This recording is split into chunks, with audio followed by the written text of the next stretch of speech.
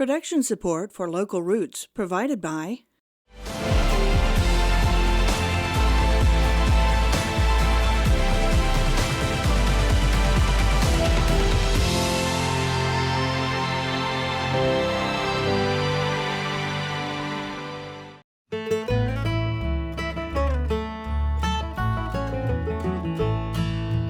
Gulf winds blow through canopy roads all the way to Thomasville. The maiden names written on the land echo through the red clay hills, where the scent of longleaf floated pine reach up on past that Georgia line. Stroll through Tallahassee town or southern Appalachia bound. Take the local routes and journey down the roads we call our home. Coming up on WFSU Public Media's Local Roots. Join us for a special journey through Florida's cracker cattle heritage. We explore the history of cracker cattle in the state and go behind the scenes of a new documentary about them, and take you to the film's Tallahassee premiere, plus the Unbroken Circles 1 year later. Our kids need to know our history. We join a reunion ride that is building on the past to create a better future. Local Roots is next on WFSU. Take the local routes and journey down the roads we call our home. Welcome to Local Roots. I'm Suzanne Smith with WFSU Public Media, and today I'm with the cracker cattle herd at the Florida Department of Agriculture in Tallahassee. All season long, we've been bringing you stories from the upcoming documentary, The Great Florida Cattle Drive, Unbroken Circles, a film by Elam and Nick Stoltzfus. In this episode, we dedicate our entire program to that film, the cattle, and show you how the circles created during that drive continue today and are extending into the future. We start with WFSU's Mike Plummer and the basics. Here's an introduction to cracker cattle and the importance of those bloodlines. Cattle have been important to Florida, and Florida has been important to the cattle industry in the United States. For many, many, many years, we were, like before the Civil War, we were the largest cattle producer in America. And from the Civil War to very recently, we were certainly the largest cattle producing state east of the Mississippi. Today I'm visiting with Doyle Connor Jr. and Stephen Monroe, two of Florida's cowmen. And the topic of discussion is not just cattle, but Florida cracker cattle and cracker horse history.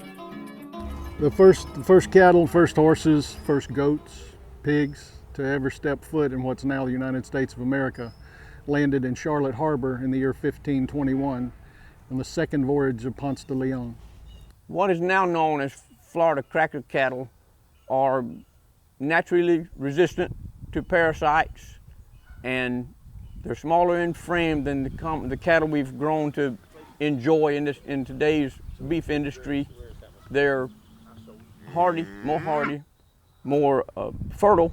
These cattle, from 400 years plus of natural selection out in the Florida wilds and the heat and subtropical climate that we have in Florida, they've adapted to our conditions very well. Look at the capacity, look at the amount of volume those cattle have in their midsection to be able to hold that much. You see they're thinner muscled, they don't have as much bulk as they would if they were some of the more modern beef breeds. These Spanish cattle came from harsh climates and were the only ones for hundreds of years that could survive in Florida. They could survive the parasites, the worms and the small things, and were tough enough to handle the big things, the bears and the wolves and the panthers and whatnot. And they had the unique ability to just be able to survive on very, very little forage. And what about those horses the early Spanish left behind? As far as cracker horses go, this horse is highly intelligent. She's a cow horse. She was trained as a cow horse by Payne Majette's grandson, and she's exceptionally brilliant. She produces good foals. We breed her every year to produce a foal that we normally wind up putting in the sale and allowing the public to have a chance to buy a really, really good nucleus cracker horse. One of their nicknames was Marsh Tacky, because they could get out there and make it across the marshes of Florida, but they had bigger feet compared to relative body size than certainly the show horses that we know today. These cracker horses and cracker cattle are descendants from the Andalusian strains of southwest Spain, perhaps the hottest region in all of Europe. But I was curious as to the origin of the term cracker, and that is a uniquely Florida story too. Well, many people say, and especially those of us in the cattle industry, we like to say that the term comes from the cracking of the cow whips. We don't use the term bull whips, cow whips, and they're made different from other whips. People think every time you hear that crack, somebody's whooping a cow. Well, if you hit the cow, you won't hear the crack. The crack is when the end of the whip breaks the sound barrier. Your cow's in front of you, and you want her to go left. Well, you pop that whip out to the right side, and that sound will push her to the left. You know, every area of the earth, much less the United States, develops their own style, their own way of doing things. And in Florida, you know, we were called cow hunters. We used a cow whip, not a bull whip. We didn't have saddlebags, we had saddle pockets. And we didn't ride saddles with horns on them till the 30s because, number one, after the Civil War, those McClellan saddles were cheap. And number two, we didn't need the horn to tie a rope on. In 1949, Florida became the last state of the Union to pass a fence law in order to stop cattle from wandering onto roads. By closing Florida's open range, that law signaled the end of the centuries-old methods of Florida's cow hunters and invited the modern practices of crossbreeding both cracker cattle and cracker horses. A cracker cow's, generally speaking, got a smaller frame and less meat on her bones than an Angus, a Hereford, Charolais, you name it. And they always thought that it'd be profitable to breed these bigger, more massive bulls to the cracker cattle to increase frame and more meat. And indeed, that's exactly what happened. We almost bred them out of existence. But in 1965, Florida Commissioner of Agriculture Doyle Connor Sr. challenged Florida's cattlemen to find a way to preserve the original cracker cattle bloodline. 5 years later, the cattlemen responded by donating 5 heifers and a bull from the Durance line of cracker cattle to the state to start a nucleus herd for preservation. Some ranchers recognized that the Florida native or the Florida cracker cow had half interest in that magic cross. Well, let's remember that the cow she contributed half to that, not just that new bull, that new breed of bull. So their tenacity and wanting to hang on to some of them was very important. In 1984, the Ayers family of Florida donated a small herd of cracker horses to the state for preservation as well. Today, the Florida Department of Agriculture still maintains herds of cracker cattle and cracker horses, and an annual public livestock sale is held so that interested parties can purchase a living piece of Florida history. This is a breeding bull. Okay. He's kept separate from the cow. For WFSU, I'm Mike Plummer. To celebrate and preserve cracker cattle, the first Great Florida Cattle Drive was held in 1995. That was the first of 3. The last one, in 2016, was the focus of Elam and Nick Stoltzfus's new film called The Great Florida Cattle Drive: Unbroken Circles. WFSU's Mike Plummer sat down with the local filmmakers to talk about their adventures making this movie. Today finds me at Live Oak Production Group near Blountstown, Florida. I'm talking with the father-son documentary production team of Elam and Nick Stoltzfus. Like when I work with people, I said, just do what you do, and then the camera's there to watch it and try to capture the part of it. Elam has produced an impressive array of Florida-based documentaries that have found national audiences on subjects like the Big Cypress Swamp and the Panhandle's coastal dune lakes. Today, he and Nick are describing their experiences while documenting the Great Florida Cattle Drive of 2016, subtitled Unbroken Circles. What they did is they had a core of cow hunters that were real cow hands, ranchers, that worked with the cattle. And then all the rest of them were divided into circles based on colors of their bandanas, and I think it was divided by where you were from the state, or what parts of the state, and then each one of them had a circle boss, and then we had a trail boss, like the head boss. So then what they did each day, a different color was able to work the cows with the cowhands, get right up front, but then everybody else stayed in the back. And that was pretty cool. That was really cool when you got to be right up front there with driving the cattle. Our team split ourselves up into different styles of filming so we could kind of encapsulate, tell the whole story. I rode a horse the entire drive, and so a lot of my shots have ears or rears of horses in them, and so kind of wanted to give it the perspective of the rider of what it was like. After about the second day I kept working with her, I would drop the reins and she knew what she was supposed to do. She'd just go until I told her to stop. Right. So the other cowboys, they were calling me automatic. Once I dropped those reins, she knew and said, "Oh, watch out, here comes automatic." Because if there was a pack of horses, they stopped, she'd just keep going, go right in between them. Nick rode on the wagons, and so he had a totally different perspective. You know, it's going to look different than a camera on horseback. And so I had the camera on the wagon. You know, I'd get shots behind me. There'd be a wagon and mules trotting, and then I'd turn the other way and there'd be the rider, you know, yee-haw, getting the mules going. And that's a different feel to it than the cows that were out there. The Jessups. Yeah, He also farms with mules. I rode with them. Yeah, they're from Georgia. And then There's Clifford. yeah, that's me right there taking the picture of the picture. Clifford, the big red wagon, was the media wagon. And so any people with the media who were coming to cover the drive would ride on Clifford. And so we had people from Associated Press that were there. We had a couple different photographers in and out different days. And then towards the end of the ride, there were a handful of people that were actually walking the cattle drive.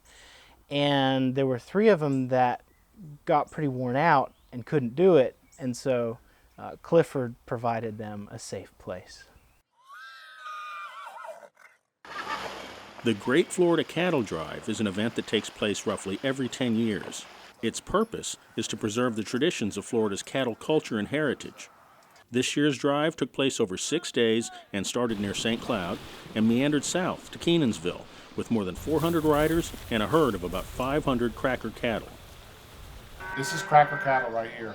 Did one ranch say, I got 400 head, we're going to do the drive? No, they came from all different ranches. Some of them would bring 30, some of them have 50. Because nobody has a real big herd of cracker cattle. They're not that valuable. So most of the ranchers have cracker cattle just because they can. But all these cattle were cracker cattle. Most of them. They may try to make a point of not just cattle, but cracker cattle, Right. or not? Was that not the No, case? that is correct. And you'll see cracker cattle have their horns that come up. Well, we're like a Texas Longhorn. We'll go way out and see how they're kind of short. And they come in all different colors, mixed colors like that. It was a real mix of old Florida cowhands, cow hunters, people from ranchers or people from backgrounds from cattle, with people from Georgia, South Carolina. We had some people there from Germany, England, I think Taiwan. There were some people, some Canadians. It was just a real blend. While Elam is the experienced old documentary pro, for this project, son Nick has shouldered the responsibility of writing the story. What we did is we interviewed around 20 to 30 people for the documentary, and then I had the audio files. I transcribed all of the audio files, and then as soon as we were finished with all the interviews, I went, printed all of them up, and then cut them into little slips of paper, and then I had one whole wall in one of the rooms, and so kind of piecemealed it together. I was like, okay, this quote I want here, and then as I was putting quotes up on the wall, I would also write the narrative. And I remember talking to one of the old-time cowhands, and he was on all 3 cattle drives, and his name was Billy Davis. I said, Billy Davis, why do you do this? You're a cowhand, you're a cow worker. You don't need to be out here dealing with all these novices, people trying to figure out what's going on and being enamored by, you know, what they're seeing. He says, you know, every day is a great day if I can be on a horse, but to have the opportunity to share what I do and to have other people experience brings me great joy. And that was a lot of the attitude to some of the old timers, that, you know, they were able to kind of open that window to their lifestyle and what they've done for many generations, say, you know, here's what it's like, you know, you're gonna have to experience it with us. And it was pretty neat. You know. For WFSU, I'm Mike Plummer. The Great Florida Cattle Drive Unbroken Circles debuts on WFSU Public Media Thursday, February 23rd. Not only will you be able to catch it multiple times on WFSU, but it will also be available for streaming online to WFSU Passport members for 2 weeks. Head to WFSU.org to learn more. Also, you can hear more with Elam and Nick about their documentary during a recent interview with WFSU FM's Tom Flanagan on the weekly radio show Perspectives. It's online at WFSU.org/perspectives. The Tallahassee premiere of the Great Florida Cattle Drive Unbroken Circles took place at Mission San Luis on Thursday, February 16th. WFSU's Zach Hunter was there to capture the celebration.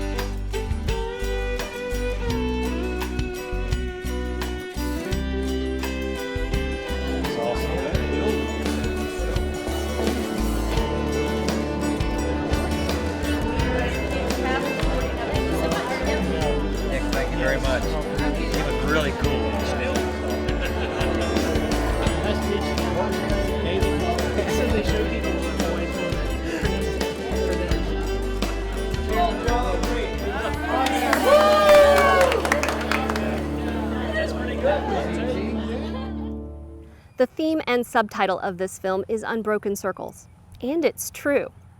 The next Great Florida Cattle Drive is scheduled for 2021, which also happens to be the 500th anniversary of when Ponce de Leon first brought cattle and horses here to Florida. But that's not the only unbroken circle I'm talking about. Others exist among the people who took part in the past cattle drives. They recently got together for a big campout at the Florida Agricultural Museum in Palm Coast. WFSU's Mike Plummer donned his cow duds to bring us a look at this Reunion Ride 2017. Oh, and by the way, cow duds is Mike Plummer's way of saying cowboy hat. It's a crisp January weekend at the Florida Agricultural Museum in Palm Coast, Florida. Exactly. You're making your own rules too. Open rules, yes. This facility is 460 acres, and we have trails all over this property. And we also have access to the Wildlife Land Bridge, which goes across I-95. There's only two in the state of Florida. There's one on 75 by Tampa, and this one. And we have access to that, so the trail riders can go across that bridge. And once they're across the interstate, there is a wildlife conservation district area, and then beyond that, a county park. So the trail riders can go for hours and hours. These cattle folk are here for Reunion Ride 17. This group is part of the Great Florida Cattle Drive. It's been a year since the Great Florida Cattle Drive of 2016. These cattlemen and women are coming together to renew friendships made at that and previous Florida cattle drives. Well, this is one of the events that we do to perpetuate cow history, cow culture in Florida. And the cattle drive, of course, was conceived in '95 at the Sesquicentennial of Florida, right? 150 years. And so we did the big cattle drive in '95. I've been on all three of them cattle drives. Tell me a little bit about that. Well, the first one, I was working on a ranch, riding a horse every day. Good, bad, and ugly, the weather, it didn't matter. My son worked on a ranch, a little bit more forgiving ranch, I think. And his boss sent him and his co-worker on that ranch down here, paid their way and sponsored them for the first cattle drive. My son called me and says, "Dad, we're going on a cattle drive." I said, "What's it pay, boy?" He said, "No, Dad, you don't understand. You got to pay them." I said, "Huh?" And the consensus was that it was such an awesome experience that we needed to do it again. All right, so we did it again in 2006. And I went on the second one, and then I went on the last one. And the last one, let me tell you, was stretched your imagination as far as a person to be able to endure.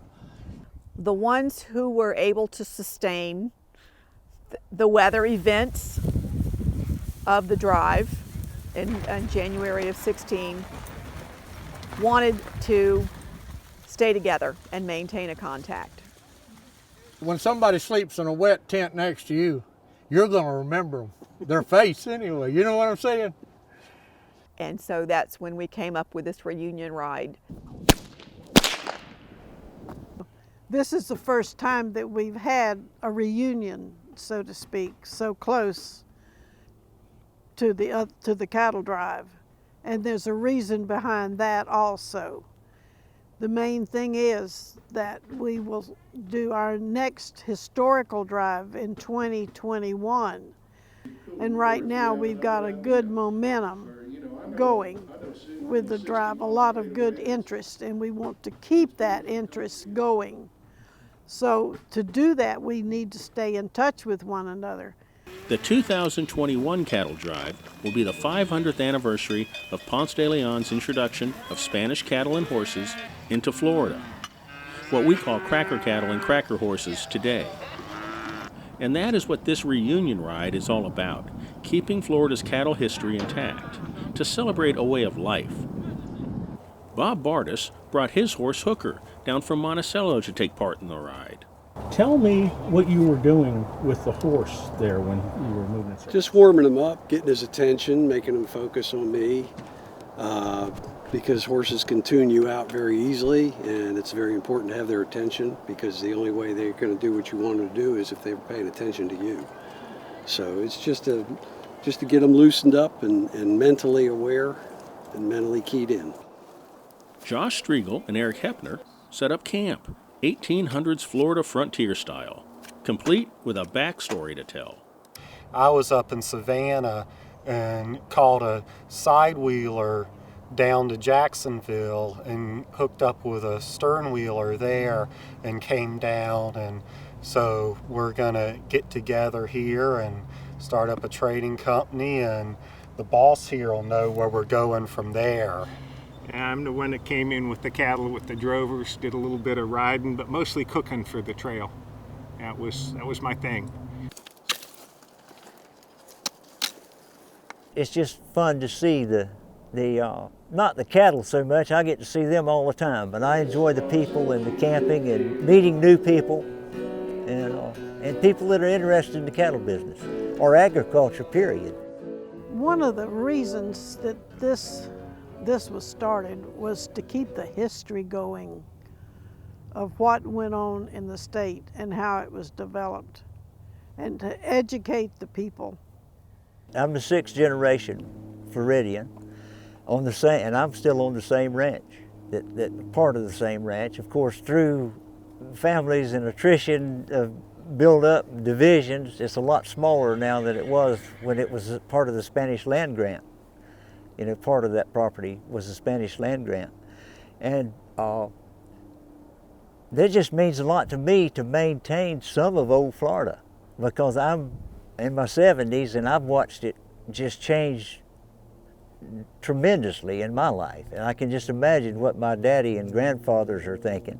You know? The cracker cattle thing is a show-off like having an old Model A Ford.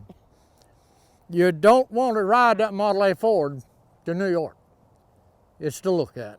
And it's great that we preserve the cracker cattle, the cracker horse, the Model A for history for our kids, because I think our kids need to know our history, our family history. because that's where your values are. It's just a life that you've got to love to want to do it. But nowadays you either have to inherit it or marry it, one of the two, to really get into the cow business. Our goal is to keep everybody in close contact with each other, make new friends, and then help people get ready for the 2021 ride. Preserving some local roots in Palm Coast, Florida. At Reunion Ride 17, I'm Mike Plummer. WFSU FM's Lynn Hatter also went on that reunion ride. Check out her stories online at news.wfsu.org. And remember, The Great Florida Cattle Drive Unbroken Circles, a film by Elam and Nick Stoltzfus, can be seen starting February 23rd at 9 p.m. Eastern on WFSU. Thanks for joining us for Local Roots. I'm Suzanne Smith at the Department of Agriculture in Tallahassee. For everyone at WFSU Public Media, thanks for watching. Have a great week, everybody. Gulf winds blow through canopy roads all the way to Thomasville. The maiden names written on the land echo through the red clay hills, where the scent of longleaf Florida pine reach up on past that Georgia line. Stroll through Tallahassee town or southern Appalachia bound. Take the local routes and journey down the roads we call our home. Take the local routes and journey down the roads we call our home. Production support for Local Roots provided by